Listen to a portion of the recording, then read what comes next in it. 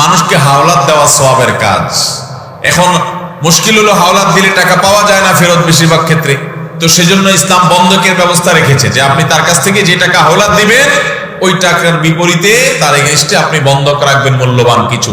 ওই বন্ধকি জমি জিনিসটা এটা সে যদি হাওলাতের টাকা দিতে গড়িমসি করে আপনি বিক্রি করে আপনি আপনার টাকা নিতে পারবেন, বাকিটা তাকে ফেরত দিবেন যদি থাকে। এটা হলো ইসলামের নিয়ম। তারপরও আপনাকে হাওলাত দিতে হবে। হাওলাত এটা সওয়াবের কাজ।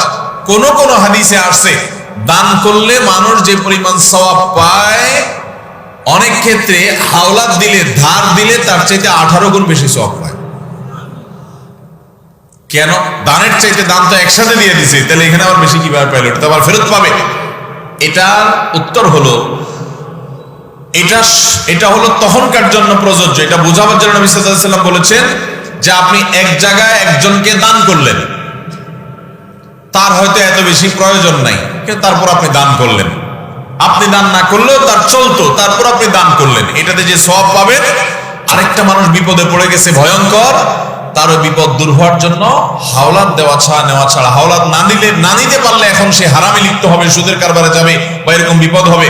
ওই টাইমে আপনি তাকে যদি হাওলাত দেন তো সাধারণ সময় দানের চাইতে হাওলাতের সওয়াব বেশি হবে।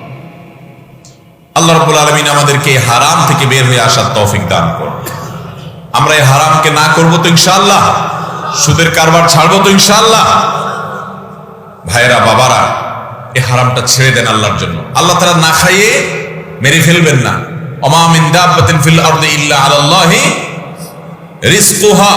ধরা পৃষ্ঠে এমন কোন প্রাণীর রিজিকের দায়িত্ব আল্লাহ তাআলা নেন নাই। অতএব আপনি সুদের কারবার না করলে আল্লাহ আপনাকে না খেয়ে মেরে ফেলবেন না, না খাইয়ে মেরে ফেলবেন না, বরং আপনার উপার্জন হালাল যেটি